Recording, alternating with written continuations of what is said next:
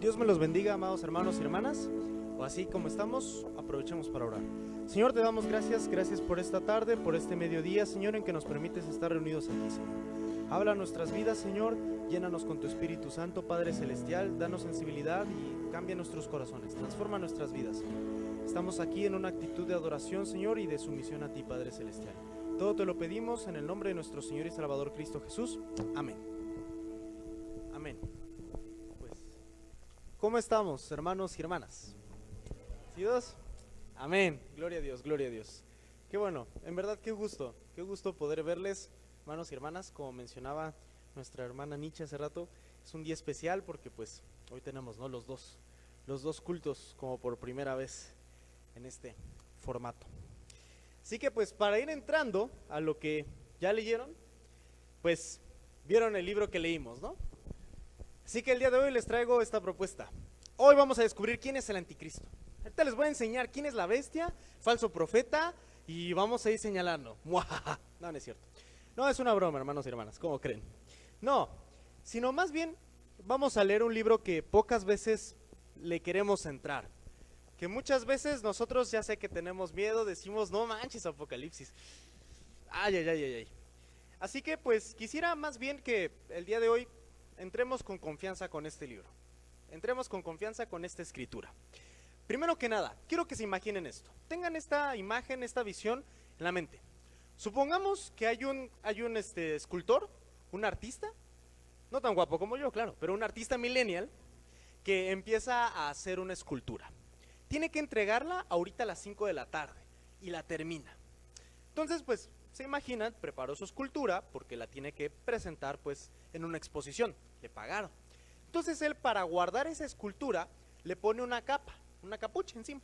Estarán de acuerdo, nadie puede ver su obra. Entonces él llega, va a las 5, llega con el líder, el jefe de la exposición, y entonces dice, mira, aquí está la obra. Pero tiene que enseñarle, porque si no el jefe de la exposición, imagínense que le quede mal. No, pues, ni modo, o sea, el trato es un trato. Y esto no puedes exponerlo aquí, ya sea en el museo o en una sala de exposiciones. Entonces, pues él, cuando le revela la escultura, ¿ustedes qué palabras se imaginan que usaría? Quizás ahorita diríamos, voilà, ¿no? Como, mira, ¿cómo está, no? Qué chula de bonita. Pues esa palabra, imagínense, en tiempos del primer siglo, en tiempos del Nuevo Testamento. ¿Qué palabras se imaginarían? No es voilà, esa palabra es Apocalipsis. Develémoslo, ¡pum! Revelémoslo, mostrémoslo. Entonces, si nosotros vamos a un significado, a un diccionario, ¿no?, y decimos, a ver, ¿qué significa Apocalipsis? Apocalipsis normalmente dicen revelación. Incluso si checan alguna Biblia en inglés, normalmente ese libro le ponen Revelations, revelaciones. Pero si queremos ser un poquito más específicos en qué significa la palabra revelación, la palabra Apocalipsis, es más cercana en nuestro español a develar. No sé si a ustedes les guste la farándula, discúlpenme, yo por mi carrera a veces tengo que estar informado. Entonces, pues cuando alguien famoso le dan en el paseo de Hollywood, de Los Ángeles, le dan pues su estatuilla o le dan su parte, ¿no? Como su estrella, gracias hermana, su estrella en ese paseo. Cuando van a hacer la ceremonia, esa estrella está oculta, tiene una capucha encima y ¡pum!, la develan. Se la muestran y es como bravo, bravo, bravo, aplauso. Es lo mismo que da la imagen de Apocalipsis, como que algo se está develando, como que algo se está revelando. Si queremos entonces entender qué significa esta palabra, Apocalipsis, es simple y sencillamente algo que se está revelando, algo que ya está hecho, algo creado, que se está develando y se está mostrando, se está enseñando. Pero es como una obra hecha, una escultura, algo artístico hecho. Ahora bien, si esto lo vemos en el libro bíblico, ¿qué diríamos? ¿Cuál es esa obra que se está develando? Muy simple, la historia. En el libro de Apocalipsis, lo que se está develando es la historia, pero no la historia tal y cual usted y yo entendemos, hermanos y hermanas, sino es una historia distinta. Porque ¿cómo nosotros vemos la historia? No, pues que en 1945, pues allá estuvo Hitler, y en 1918 hizo esto. No, no esa historia, sino más bien lo que nos está presentando el autor de Apocalipsis es una crisis, una situación que se estaba dando en el Imperio Romano. Empiezan las persecuciones a los creyentes, a los cristianos, a los que profesan a Jesús de Nazaret como el Cristo, como el Mesías prometido, el Hijo de Dios, por el cual ellos no se rinden ante el emperador ni ante nadie. Y es a partir de ahí donde surge esa crisis. Apocalipsis, entonces, ¿qué les está diciendo? Esta obra que es la historia, mi creación, dice Dios, ya está hecha. Mírenla, se las muestro, se las develo. Voilà, Apocalipsis. Miren, qué chula de bonita está la historia. Y quizás ustedes digan, en este momento estamos sufriendo, Señor. Sí, pero ya está hecho. Por eso al final, por ejemplo, si revisan en Apocalipsis capítulo 21, va a decir, escribe estas palabras que son ciertas y verdaderas, porque hecho está. Yo soy el alfa y la omega. Entonces, viendo esta imagen, viendo esta idea, ya como que estamos viendo que Apocalipsis no es como el libro ahí de dragones y bestias y serpientes que nos imaginamos comúnmente de terror, sino que en realidad es más bien un libro de esperanza, un libro donde se está revelando lo que ya está hecho, la escultura que ya ha hecho el gran alfarero, que es nuestro Señor. Entonces, dicho esto, podemos ir viendo Apocalipsis. ¿Cómo podemos entonces entrarle a este texto bíblico?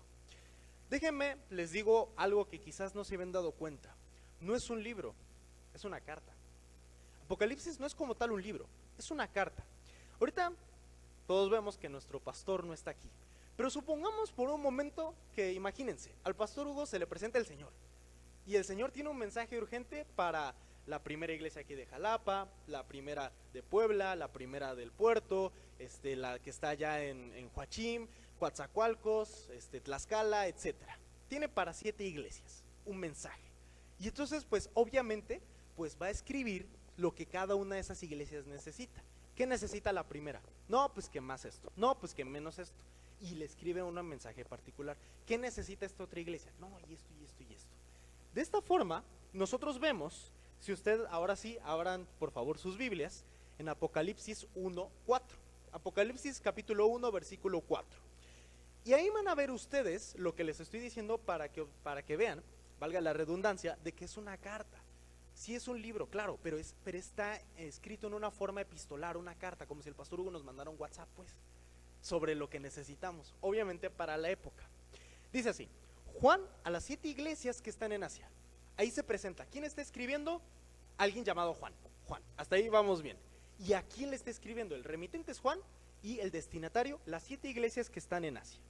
Aquí se dan cuenta, el remitente se está enunciando: yo soy Juan, ustedes me conocen, a estas 7 iglesias en particular les estoy escribiendo. Brinquémonos por favor al versículo 11. Y entonces pues empieza a escribir Juan lo que él, la visión que tiene con el Cristo resucitado, diciendo: yo soy el alfa y el omega, el primero y el último. Y le dice: escribe en un libro lo que ves y envíalo a estas 7 iglesias. ¿Cuáles iglesias son?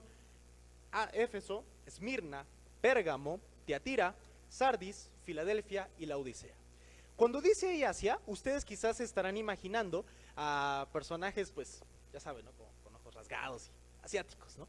Pero no es esa Asia. Asia en ese momento era una provincia en Turquía, lo que actualmente es Turquía, una provincia ahí, que estaba en la parte donde se brinca de Asia a Europa.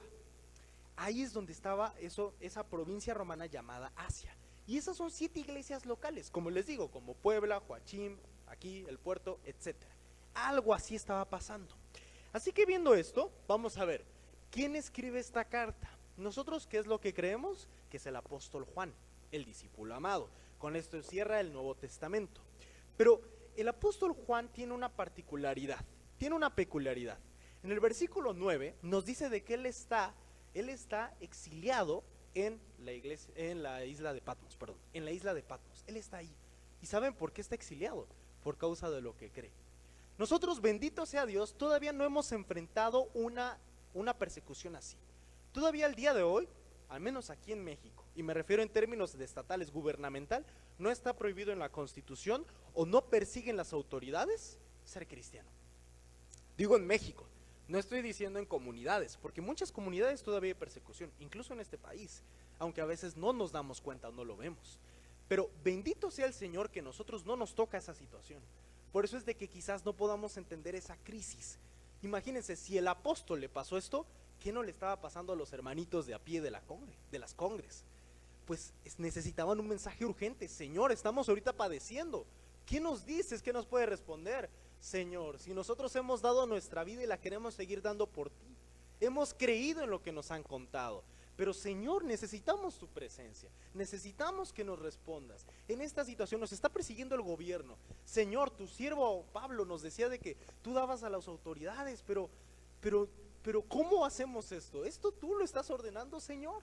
Estaban así los creyentes en esa época. Imagínense el apóstol Juan. Pero de repente, nos dice el primer capítulo de Apocalipsis, él estaba en una visión. Y es cuando ve al Hijo resucitado. Y le dice, yo soy el alfa y el omega. Y dice que tiene una voz de trompeta. Y lo escucha, ¿no? Entonces a partir de ahí, pues este apóstol empieza a escribir. El apóstol Juan empieza a escribir estas 7 iglesias.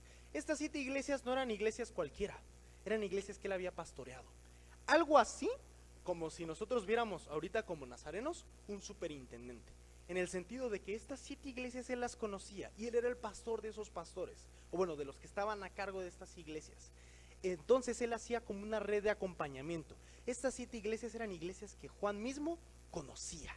De manera que cuando vamos a leer el libro de Apocalipsis, es necesario ver cuáles eran esas iglesias. Era una carta.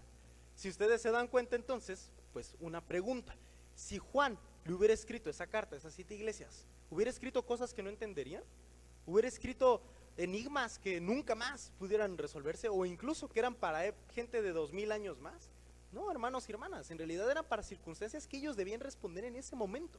Y es a partir de ahí donde vamos entonces a entrarle a Apocalipsis, viendo qué es lo que esa gente necesitaba escuchar, nuestros hermanos de esa generación necesitaban oír, y qué de eso que ellos necesitaban oír nos sigue hablando a nosotros, nos sigue respondiendo a nosotros. Como así es como leemos el Antiguo Testamento, de hecho. Cosas que ya se cumplieron, lo vemos que es lo que responden todavía a nuestros días para nosotros. Por eso bien dice Isaías y lo cita Pedro, porque la palabra de Dios, vaya, permanece para siempre. Sécase la hierba, marchítese la flor, pero la palabra de Dios permanece para siempre. Así que pues dicho esto, vamos entonces a irle entrando poco a poquito a la carta de Apocalipsis. Es una carta circular, rondó por esas 7 iglesias, por eso tiene mensajes para con esas 7 iglesias. Ahora bien, muchas personas, y quizás lo llegarán a escuchar alguna vez, mis amados hermanos y hermanas, en prédicas, no es que estas 7 iglesias representan las 7 etapas de la iglesia. La iglesia de Éfeso es la iglesia apostólica, y la de la Odisea es la última iglesia, ¿no? Y uno quizás puede sentirse seducido por eso. Sin embargo, ¿cuál es el problema con esta situación? Que no todas las iglesias fueron así. No todas las iglesias de, supongamos, el medievo fueron como Tiatira o como Sardis. No todas las iglesias en la época apostólica eran como Éfeso. Cada una de las iglesias era distinta. De manera que estas iglesias no son un símbolo o algo que hay que descifrar, sino eran iglesias vivas. Y quieren saber algo triste, todas estas iglesias el día de hoy ya no existen. Y algunas incluso son mezquitas. Entonces eso nos habla de que para ir viendo Apocalipsis es más bien entender que cada una de esas iglesias era particular, tenía sus necesidades, y también ver nosotros qué de esas iglesias nos sigue hablando a nosotros, o qué tanto no nos distanciamos, o quizás seamos peores que alguna de esas iglesias. Así que con esta mirada en mente, ver de que Apocalipsis es una carta de un pastor a esas iglesias perseguidas, podemos entrarle entonces ahora sí al pasaje. Veamos la iglesia de Sardis, Apocalipsis capítulo 3, versículo 1. Escribe al ángel de la iglesia de Sardis, el que tiene los 7 espíritus de Dios y las 7 estrellas, dice esto: yo conozco tus obras, que tienes nombre de que vives y estás muerto. Quiero que vayamos viendo paso por paso este versículo, ¿ok? Pero ahora sí, acompáñenme y vamos de la manita. Escribe al ángel. Normalmente yo la primera vez que escuchaba este pasaje, veía de que cuando algunos decían, no, pues es que el ángel es el pastor, es el mensajero, el que trae el mensaje. La palabra ángel en griego es ángelos, es la misma palabra casi en español, que significa literalmente mensajero. Pero ¿cuál es el problema con pensar esto? Que no sabían ustedes de que los pastores no habían en el primer siglo como tal la figura del pastor. Como tal, ¿no? Si usted revisa en la Biblia, lo más cercano que hay es el obispado. Obispos es la palabra. Pero aún así los obispos no eran un tipo particular de creyente, sino eran un cuerpo, un grupo. De ahí, por ejemplo, que quizás algunos han de haber escuchado, no, pues que el sucesor de Pedro era tal. No es tan fácil, porque era, digamos, un grupo de hermanos que estaban a cargo, ya sea que tenían don pastoral, ya sea que tenían don profético, pero eran personas que hablaban la palabra de Dios. Y cada una de esas iglesias se acomodaba de forma distinta. Algunos tenían superapóstoles, como vemos en las cartas a los Corintios. Algunos incluso ni siquiera tenían ninguna figura apostólica, como el caso de la Odisea. Y tenemos así distintas iglesias que se van, incluso algunos perdidos en Éfeso, que eso lo vemos en Hechos capítulo 18, cuando Pablo se encuentra con discípulos de Juan que no tenían el Espíritu Santo. ¿Y esos de dónde salieron? Pues eran cristianos que habían escuchado la palabra del Señor, del arrepentimiento, pero hasta ahí se habían quedado. Y uno dice, wow, qué maravilla de las iglesias, cada una era distinta. De manera que si vemos entonces con más detenimiento, la palabra ángel aquí en realidad es una figura más bien espiritual, pero no cualquier figura espiritual. Es la iglesia en general, es digamos la espiritualidad de la iglesia en general, si queremos darlo así. ¿Cómo vemos esto, mis amados hermanos y hermanas? Que cuando se dice escribe al ángel de esta iglesia es escribe a la espiritualidad de toda esta iglesia, escribe al cuerpo que es la iglesia. Nosotros a veces tenemos muchas veces pues frases bastante peculiares y bastante, digámoslo así, coloquiales. No, es que yo no vengo a ver a los hombres, yo vengo a buscar al Señor. No, es que tú no te fijes en el hermano, ve al Señor. Y no digo que esté mal la frase, es entendible por qué lo decimos. Sin embargo, mis amados hermanos y hermanas, ahí nos está exponiendo algo que quizás no vemos, que es, no me importan los demás hermanos. Yo solamente me preocupo por mi salvación personal.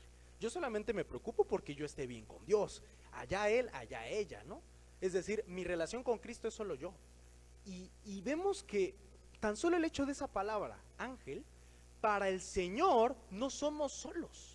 Cristo no vino a salvar personas individuales, mis amados hermanos y hermanas. El individualismo no es más para acá, eso no lo pensaban. Cristo vino a salvar un pueblo. Por eso tenemos pasajes como el de Primera de Pedro, capítulo 2, versículos 4 y 5, cuando dice, ustedes son real sacerdocio, linaje escogido, pueblo adquirido por Dios, pueblo, comunidad. ¿Y las iglesias qué son? Comunidades. Pero esas iglesias para el Señor son una unidad. ¿Y cómo lo podemos ver? Primero, Evangelio de Juan, capítulo 17, versículos 20 y 21. Este es lo que se conoce como la oración sacerdotal de Cristo. ¿Por qué sacerdotal?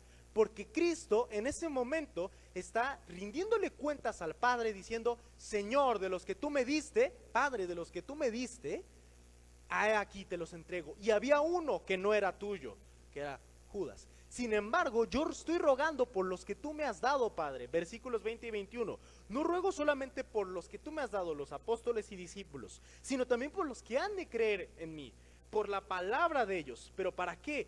Para que todos sean uno, como tú, oh Padre, en mí y yo en ti. Que también ellos sean uno en nosotros, para que el mundo crea que tú me enviaste. Jesús estaba orando ahí en ese momento. El Evangelio de Juan nos relata esa oración en lugar de la de Getsemaní, la oración sacerdotal, diciendo, Padre, todo esto que tú me has dado, esta misión que me has encomendado, te la vuelvo a poner en tus manos. Yo regreso a ti, pero la misión al final es todos seamos uno en ti, seamos completos, llenos, todos juntos en ti, una sola unidad. Una misma naturaleza, por así decirlo, una misma esencia, como tú y yo, Padre, lo somos, así tienen que ser ellos. ¿Se dan cuenta, mis amados hermanos, que la vida en Cristo también es un llamado a la unidad? Por eso es a la reconciliación con Dios y con el prójimo. Amarás al Señor tu Dios y amarás a tu prójimo como a ti mismo, porque al fin y al cabo nos está diciendo el Señor, la búsqueda es esa unidad con el Padre y esa unidad con la comunidad, con el pueblo, con los y las hermanos. Primero en los Corintios capítulo 12 versículo 27.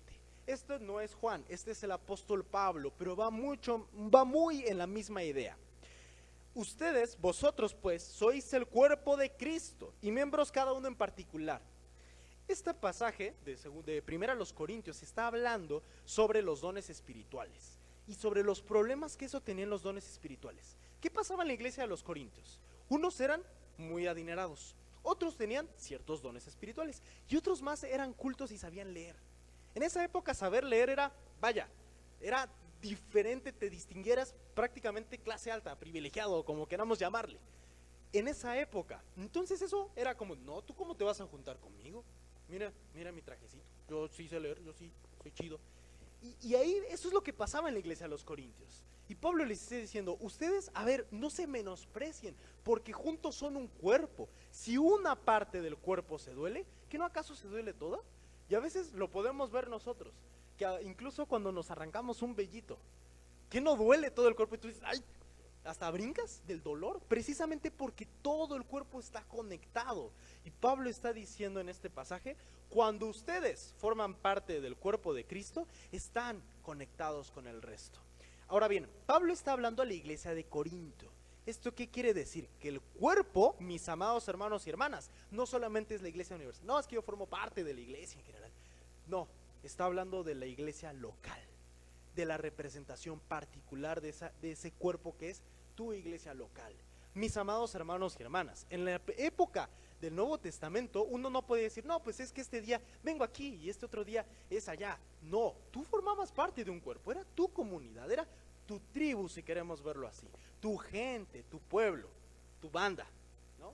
Quien te tira a paro, por así decir, eran tus hermanos. Por eso es la palabra hermano y hermana, porque es mi hermano, mi familia de la fe, con quienes yo estoy, con quienes el Señor me ha puesto, en donde me ha injertado el Señor.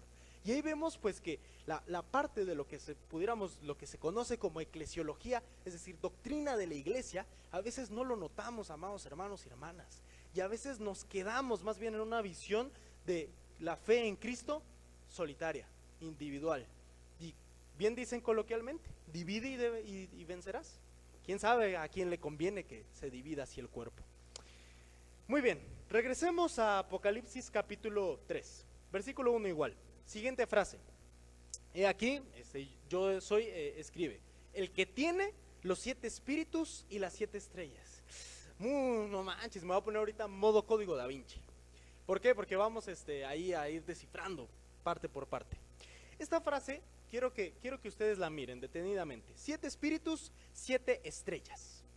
Parece que es algo pues que no entiendo. ¿Cómo que 7 espíritus y 7 iglesias? Primero, vamos por partes. 7 espíritus. Apocalipsis capítulo 1 versículos 4 y 5. Apocalipsis capítulo 1 versículos 4 y 5. Juan, a las 7 iglesias que están en Asia, gracia y paz sea a ustedes, del que es, el que era y que ha de venir, y de los 7 espíritus que están delante de su trono, y de Jesucristo, el testigo fiel, el primogénito de los muertos, y el soberano de los reyes de la tierra, al que nos amó y nos lavó nuestros pecados con su sangre. Fíjense en esta entrada de la carta de Apocalipsis. Es una bendición trinitaria. No se habían dado cuenta, los caché. Esta bendición trinitaria, en primer lugar, nos introduce al Padre. ¿Cómo dice? Gracia y paz a ustedes del que es, que era y que ha de venir, el Padre.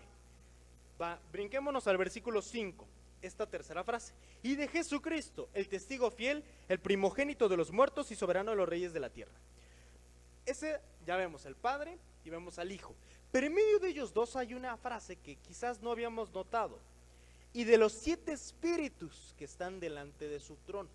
Gracia y paz a ustedes, del que es, el que era y que ha de venir, y de los 7 espíritus que están delante de su trono, y de Jesucristo, el primogénito de los muertos, el testigo fiel. Esta frase de los 7 espíritus viene de una tradición, de algo que quizás alguna vez ustedes han llegado a escuchar. Cuando los judíos, en tiempos antes de Jesús, después del exilio babilónico, son conquistados por un tal Alejandro Magno, los judíos pierden el hebreo y ellos empiezan a hablar griego koiné, el idioma del Nuevo Testamento. Pero este idioma era distinto al hebreo y entonces uno dirá, ¿y cómo se acercaban a la escritura? Hubo una traducción, o bueno, varias traducciones, lo que se conoce como la Biblia de los 70 o la Septuaginta. Desde ese momento, mis amados hermanos y hermanas, viene esta tradición de ver al Espíritu Santo referente al número 7. Isaías capítulo 11 versículo 2. Aquí es donde está en claro. Isaías capítulo 11 versículo 2. Reposará sobre él, sobre el Mesías, el Espíritu de Jehová, el Espíritu del Señor, Espíritu de sabiduría, de inteligencia, Espíritu de consejo y de poder, Espíritu de conocimiento y de temor de Jehová. Fíjense, este Espíritu tiene 7 características. Es Espíritu de Jehová, del Señor. Es espíritu de sabiduría, es espíritu de inteligencia, es espíritu de consejo, es espíritu de poder, espíritu de conocimiento y espíritu de temor del Señor. Estas 7 características para los hebreos, el 7 es el número de la plenitud, de lo completo, de lo lleno, de lo pleno. Entonces el Espíritu Santo son esos 7 espíritus delante del trono del Señor. Es la gloria del Señor y es esa plenitud que se manifiesta delante de Él, al frente de Él. Entonces esta bendición nos está dando a entender, volviendo a Apocalipsis capítulo 3 versículo 1, que Él, el que está escribiendo, Cristo, tiene la plenitud del Espíritu Santo en su poder. La plenitud, mis amados hermanos y hermanas, los 7 espíritus que están delante del Señor. Pero no se queda ahí esa descripción, sino la segunda parte de la frase es: y las 7 estrellas. Apocalipsis capítulo 1 versículo 20. Dice así el Señor Jesús: el misterio de las 7 estrellas que has visto a mi diestra y de los 7 candeleros de oro es este. Las 7 estrellas son los 7 ángeles de las 7 iglesias, y los 7 candeleros que has visto son las 7 iglesias.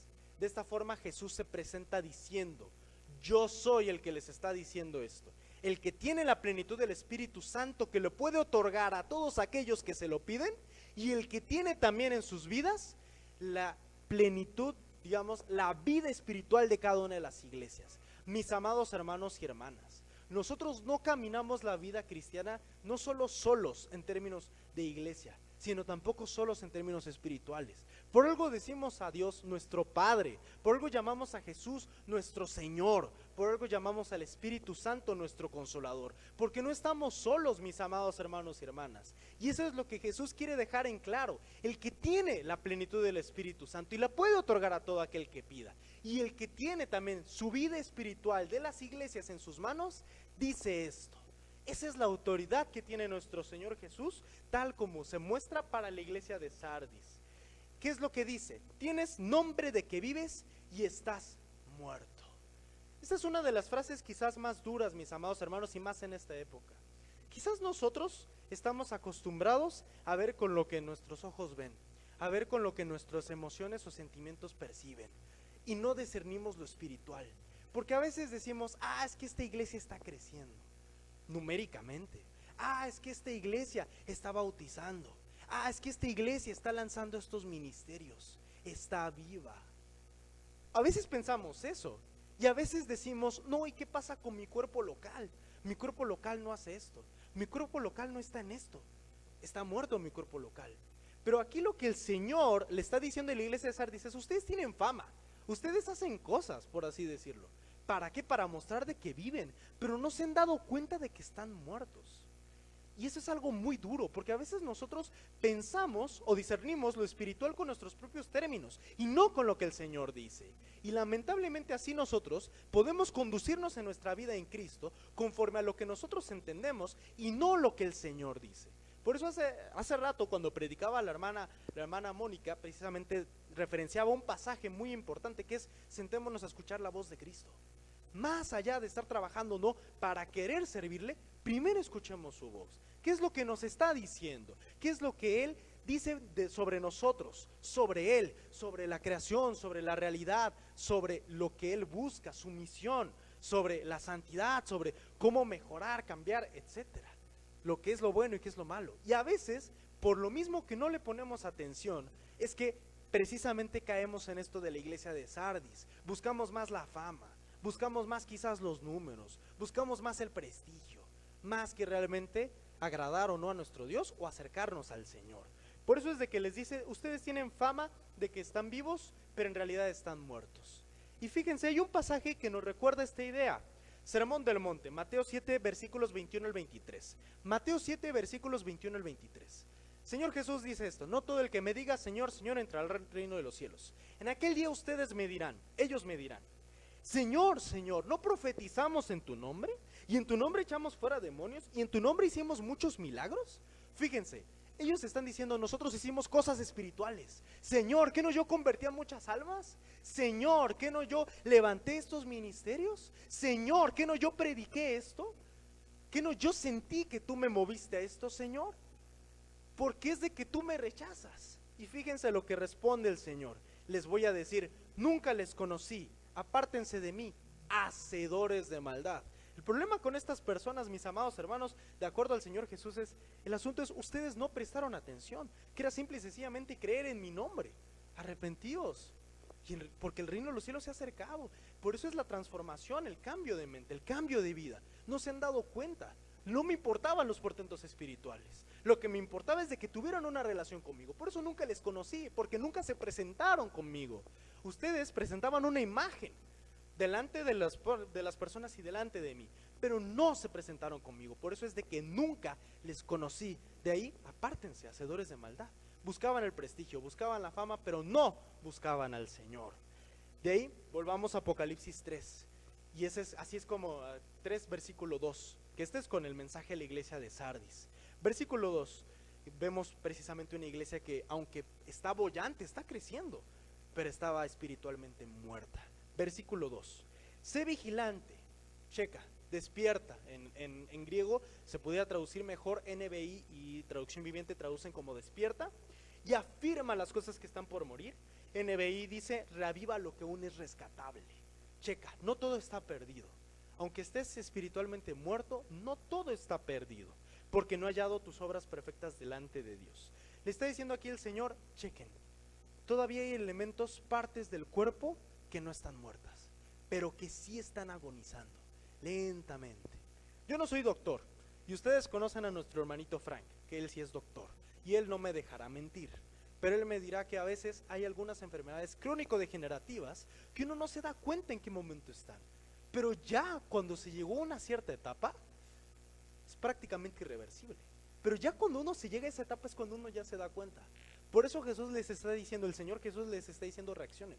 Todavía no es tarde, todavía tienen tiempo. Hay cosas que se pueden sanar, que se pueden recuperar. Porque hay partes del cuerpo, del ángel, del conjunto espiritual, que siguen vivas, que siguen sosteniendo viva la iglesia. Así que, pues, el Señor estaba tratando de erradicar ese pensamiento en la iglesia de Sardis, que a veces nosotros podemos llegar a tener, o decir, yo solo busco al Señor. No me importa si el hermano o hermana, allá él rendirá cuentas. Pero, ¿y si el hermano o hermana está agonizando espiritualmente y no se ha dado cuenta el hermano o la hermana? ¿Y si yo también estoy agonizando espiritualmente y no me estoy dando cuenta?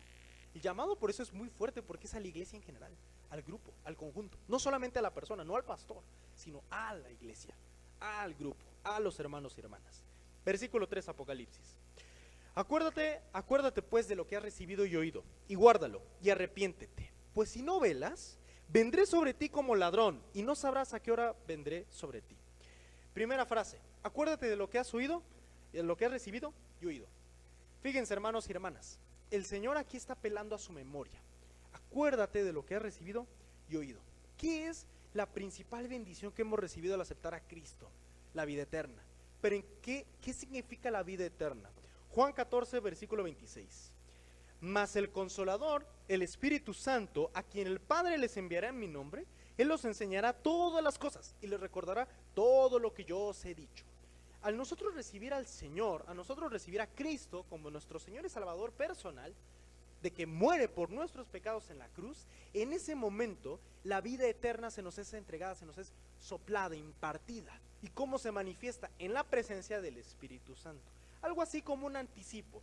Yo no he trabajado, mi pareja actualmente, está trabajando, pero imagínense de que mi novia, pues ella fuera a pedir un anticipo y dijera, no, pues mi salario es de tal, pues dame el 25%. Me vas a pagar, claro, a final de mes, pero dámelo ahorita.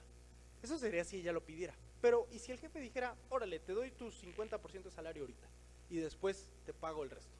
Es algo así lo que hace el Señor con nosotros de manera gratuita. Órale, la vida eterna, aquí te la entrego, una parte, el Espíritu Santo es, digamos, como la garantía, y ya cuando tú estés a fin de mes, a fin de siglo, a fin de este siglo, órale, ya vas a estar en mi presencia totalmente. Es lo mismo que pasa con el Espíritu Santo, y ese es un regalo que a veces nosotros no nos damos cuenta, es un don, es algo que nos da el Señor, que nos da a Dios. Por eso dice Jesús, yo les enviaré al Espíritu Santo, el Padre lo enviará en mi nombre, al otro Consolador.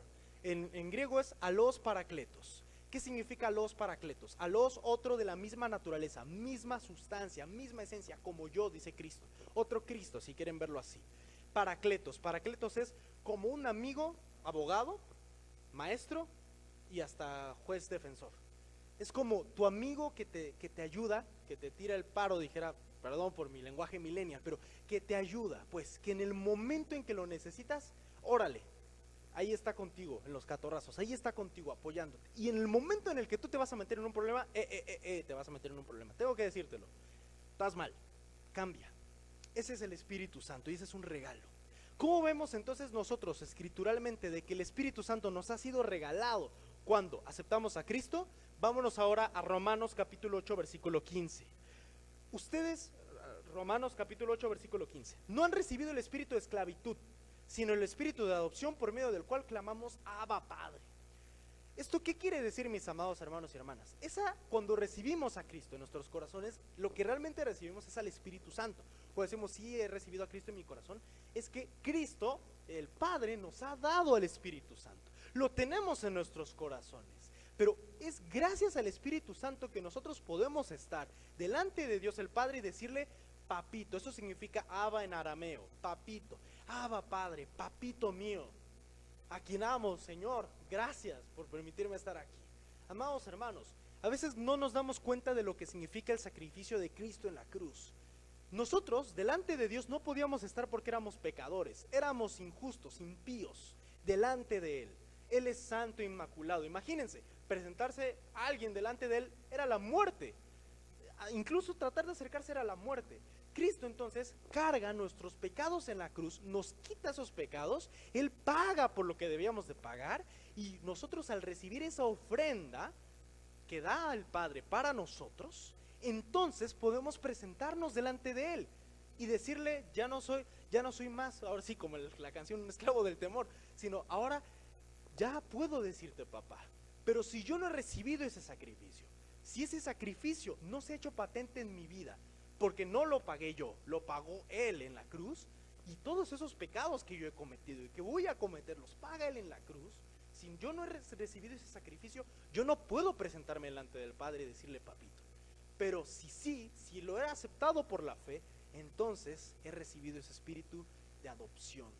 Ahora no solo soy justo delante del Señor, al estar el Espíritu Santo en mí, me ha dado nueva vida, y al darme nueva vida, me hace ahora hijo, hija de Dios. De ahí que no podemos ser hijos e hijas de Dios si no tenemos el Espíritu Santo. Romanos 8, versículo 9. Ustedes no viven según la carne, sino según el Espíritu. Si es que el Espíritu mora en ustedes. Si alguno no tiene el Espíritu de Cristo, no es de Él. No puede haber cristianos sin el Espíritu Santo. Cristianos nominales quizás, pero no puede haber un cristiano que no tenga el Espíritu Santo. Sí o sí. Todos los cristianos tienen el Espíritu Santo, y si no lo tienen, como dice el apóstol Pablo, es porque no son de Él. Y como nos va a decir Jesús en Lucas, el Señor Jesús en Lucas, el Padre da todo el que se lo pide sin medida. Ustedes pueden pedírselo. De hecho, estos pasajes de buscad y hallaréis, tocad y se os abrirá, está en el contexto de la petición del Espíritu Santo, porque Jesús cierra diciendo, ustedes, imagínense, si ustedes que son malos, y ustedes que son malos le dan buenas cosas a sus hijos, imagínense su Padre Celestial, cuando le pidan al Espíritu Santo, ¿qué no va a hacer por ustedes? Es precisamente esa búsqueda, ¿no? Pero no solo se queda ahí. ¿Qué hace aparte del Espíritu Santo, que es el regalo? Acuérdate de lo que has recibido al Espíritu Santo, la vida eterna, y lo que has oído. Primera de Juan capítulo 2 versículos 27. Pero la unción que vosotros recibisteis, es decir, que de él permanece en ustedes, y no tenéis necesidad de que nadie os enseñe, así como la unción misma os enseña todas las cosas, y es verdadera y no es mentira, según ella os ha enseñado, permaneced en él. ¿Esta unción qué es? La unción es básicamente darle, ahora sí, a alguien, untarlo, llenarlo todo de ungüento. Mis amadas hermanas, sobre todo, no sé si algún hermano ha visto como a los niños a veces, como a los bebés, como les ponen talco y órale, lo vacían el talco ahí para que no se reseque el niño, para que no le dé ronchas y así. Algo así, pero no en forma como de masa, sino de líquido, es el ungir. Era en el Antiguo Testamento. Se usaba para las ovejas, para que no las dañara nada. para que ninguna mosca ni nada les hiciera daño. La unción entonces, en este caso que está diciendo el apóstol Juan, es el Espíritu Santo. Pero ¿de qué nos previene entonces el Espíritu Santo? De lo espiritual en primer lugar. Y es quizás lo más importante, que a veces no nos damos cuenta. La guerra espiritual y todo lo demás, el Espíritu Santo es quien nos protege. De hecho, Pablo va a decir en Romanos 8 que el Espíritu Santo intercede por nosotros con gemidos indecibles. No lo alcanzamos a escuchar, pero a veces pone cosas en nuestro corazón, como decirle algo a alguien, algo de bendición, algo de paz. A veces compartirle a alguien de Cristo sin que no lo hubiéramos puesto en la mente. Es como de, mira, es que estos problemas que tú tienes puedes resolverlo con Cristo. O incluso decir, no manches, es que el día de ayer pasó esto, ¿no? Estaba leyendo esto, ¿no? Y de repente me acordé. Y empiezas ahí a platicar. O haces algún acto que tú dirías, esto es una locura, pero es el Espíritu Santo quien a veces lo pone en el corazón. Pero también nos previene igual de pecar a nosotros mismos. Por eso dice, no tienen necesidad de que nadie les enseñe, porque el Espíritu Santo les dice, oye, si vas por ahí te va a ir mal, aguas, Nel, tranquilo. Esa unción les enseña todas las cosas. Esta unción es verdadera, es genuina y no es mentira. Y ella les va a decir, permanezcan en Cristo, permanezcan en el cuerpo, permanezcan en Él. Regresamos a Apocalipsis capítulo 3 versículo 2. Siguiente frase, vendré sobre ti como ladrón. Esta frase nos recuerda, ¿no? Cuando Jesús dice, he aquí, no saben ni el día ni la hora, como el ladrón que viene de noche, yo voy a regresar. Pero no está hablando de eso ahí el Señor. Ahí en realidad les está diciendo, aguas, porque ustedes no saben en qué momento puedo yo impartir mi juicio sobre esta iglesia. Yo me imagino, hermanos y hermanas, que ustedes han escuchado historias de iglesias, congregaciones, misiones que han desaparecido, que un día estaban ahí y de repente ya no están. Eso es a lo que está haciendo referencia el Señor. Aguas, no vaya a ser que el cuerpo finalmente termine por morir y desaparezca, sea llevado por el viento, si quieren por el tiempo. Aguas, porque ustedes no sabrán entonces, si no cambian lo que está sucediendo, puede ser que yo venga como ladrón de noche. Versículo 4. Pero tienes unas pocas personas en Sardis que no han manchado sus vestiduras y andarán conmigo en vestiduras blancas porque son dignas. Fíjense, hermanos y hermanas, yo no sé, mi amado hermano, mi amada hermana, ahora sí, como Juan en la carta, ahora le hablo a ustedes, mis amados hermanos y hermanas, aquellos que no han sucumbido, aquellos que han permanecido fieles a su iglesia, que han permanecido fieles a su cuerpo, a su gente, que han permanecido fieles a su Dios y a su Señor, que han estado ahí al pie del cañón, que han estado ahí haciendo la voluntad de Dios. Pocas veces, y eso es algo que es muy cierto, mi amado hermano, mi amada hermana, si usted no le habían reconocido, en este momento el Señor lo está haciendo. En ese versículo lo está diciendo. Hay unas personas que no se han manchado, hay unas personas que han permanecido, que son dignas. En griego incluso se pudiera traducir que son competentes, que han estado ahí y han dado el pie de lucha, y ellos han decidido no mancharse. Esas personas que han sido fieles, que han permanecido, que han luchado y siguen ahí manteniendo y sosteniendo al cuerpo, esas van a andar conmigo.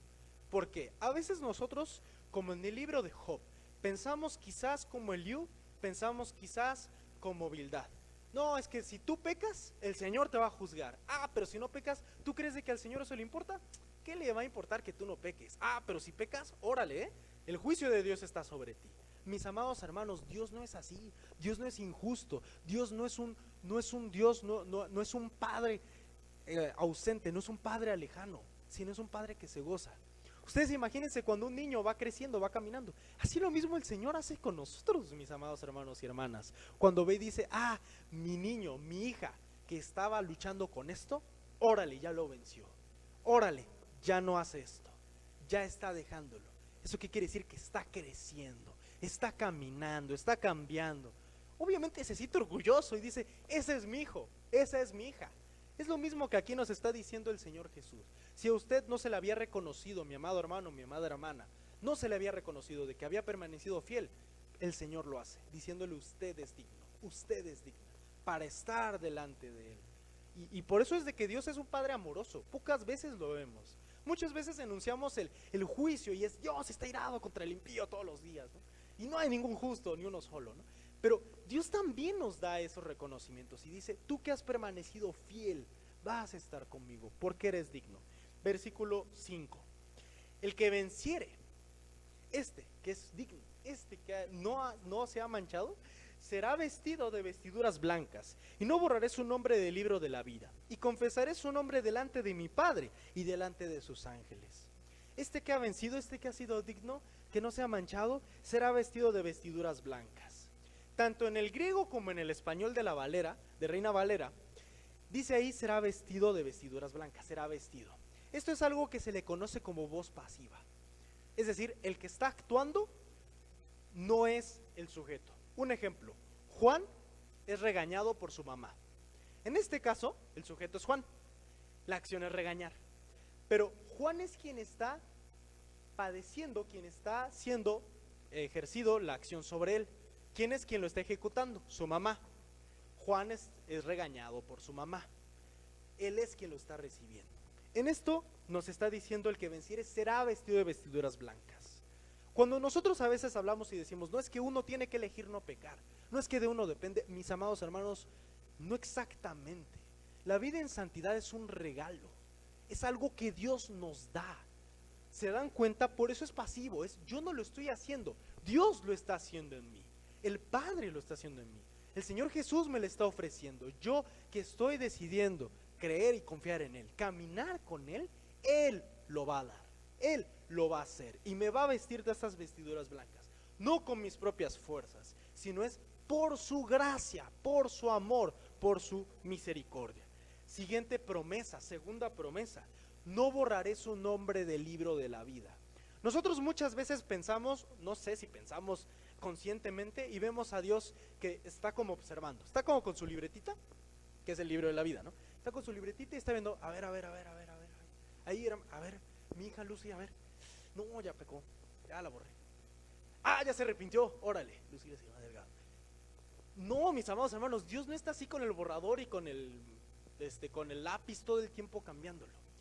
Quiero que se fijen en algo, este pasaje es una promesa, no es una advertencia. Le está diciendo al que venciere, no le está diciendo al que no está haciendo caso o al que no se arrepintiere, está diciendo al que venciere, yo no le borraré su nombre del libro de la vida. Es una promesa porque aquí el Señor Jesús está diciendo, a mí, digamos, si tú estás bien, pues yo qué me voy a preocupar para borrarte el nombre del libro de la vida, te lo prometo, porque mira, ni a ti ni a mí nos va a ser lógico. Tú estás caminando conmigo, entonces yo no tengo por qué borrarte, pero te lo aseguro porque es una promesa, yo te lo prometo, puedes confiar en mí. A veces nosotros entendemos y vamos al caso de la apostasía, que es en el primer pecado, órale, ya, fuera del cielo, ya, te apartaste del Señor, ya, estás crucificando a Cristo, ¿no? Incluso ahí podemos citar Hebreos, estás crucificando a Cristo otra vez, ¿no? No, mis amados hermanos, cuando nos está hablando de apartarnos del Señor es algo paulatino, es algo que se hace voluntariamente, es como cualquier relación social, ya sea de noviazgo, de amistad, laboral, etcétera. Las relaciones se van nutriendo conforme a la interacción, yo contigo, Padre Celestial. Pero si yo poco a poco empiezo a dejar de oír la voz de Dios, si yo me empiezo a alejar de Él, me empiezo a apartar de Él, me empiezo a apartar de la comunidad, me empiezo a apartar, ¿qué va a terminar pasando? Pues lógico, uno se va a terminar alejando. Y es ahí donde viene la cuestión del libro de la vida. Es en ese momento, porque es, yo cómo te voy a contar si tú no estás aquí. Yo cómo te voy a contar como mi hijo si tú no me estás tratando como padre, si tú no me estás hablando como padre, si no estás teniendo confianza conmigo. Tú eres quien está perdiendo en este sentido la relación porque yo te sigo hablando pero tú ya no me quieres oír. Es ahí donde entra lo del libro de la vida. La frase libro de la vida viene de Éxodo capítulo 32, versículo 32. Es la primera vez que lo encontramos. En la antigüedad básicamente se pensaba que en las ciudades había un registro, algo así como aquí la membresía, o si queremos en términos de la república, lo que es el registro civil. Cada una de las personas está ahí anotadas, quién es de aquí, quién es no. Es el pase de lista, por así decirlo. Esa es la promesa, es si tú sigues conmigo, caminando conmigo, decidiendo no manchar tus vestidos, tú por tus propias fuerzas, decidiendo, mejor dicho, tú con tu voluntad, no queriendo manchar tus vestidos, yo no tengo por qué borrar tu nombre del libro de la vida, te lo prometo, no lo voy a hacer, porque me estoy gozando contigo, porque eres digno, porque estás venciendo. Y la siguiente promesa, la tercera promesa es, confesaré su nombre delante del Padre y de mis ángeles. Nos recuerdan los momentos en los evangelios donde Jesús dice, el que no me niegue delante de los hombres, yo no le negaré delante del Padre. o sea, el que me confiese delante de los hombres, yo le confesaré delante del Padre y de mis ángeles. Imagínense, mis hermanos y hermanas, qué bonita promesa es. Ustedes que permanecieron fieles, firmes conmigo, que han sostenido, que han estado ahí, que ustedes, yo voy a decir, este es mi hijo. Mira, Padre, Juan, o sea, en mi caso, Juan José. Ahí está, Juan José es mi siervo. Órale, pasas, estás en la lista. Imagínense delante del Padre. ¿Qué mayor celebración y qué mayor gozo no podríamos tener? Quizás en este poco de tiempo que estamos padeciendo, pero ya en su presencia iba a ser el total galardón. Finalmente cierra el pasaje diciendo: el que tiene oído, oiga lo que el Espíritu dice a las iglesias. Es una frase que se repite en todos los mensajes de las 7 iglesias, pero esa parte o la forma en la que concluye es: a quien le quede el saco, por así decirlo, que se lo ponga, ¿no? Como se dice coloquialmente. Pero también quien se dé cuenta que hay cosas que no había visto, o que no había reconocido en el Señor, o que quizás el Señor no había sentido que el Señor le había dicho, y que lo necesitaba, óigalo, que lo necesitaba, recíbalo, tómelo, abrácelo, eso que el Señor le está diciendo.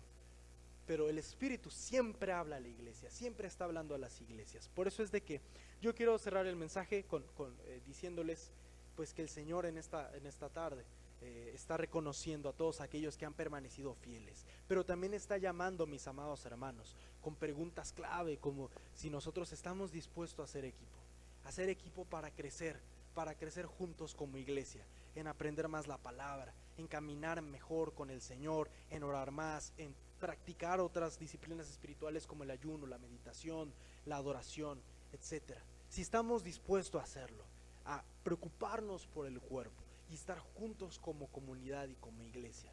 Por eso es: el que tiene oído para oírlo, oiga lo que el Espíritu dice a las iglesias. Oremos, mis amados hermanos y hermanas. Señor, te damos gracias, Padre Celestial, porque tú siempre, Señor, estás con nosotros, porque tú nos permites, Padre Celestial, presentarnos delante de ti, Señor. Como dice tu palabra, aunque nosotros seamos infieles muchas veces, Señor, tú permaneces fiel, Señor, porque tú eres fiel y verdadero, Señor, eres el amén, Señor. Te damos gracias, Padre Santo, porque tú estás con nosotros, Señor. Gracias, Padre Celestial, por la vida de mis hermanos y hermanas, por tu iglesia, Padre Celestial, la primera de Jalapa, Señor.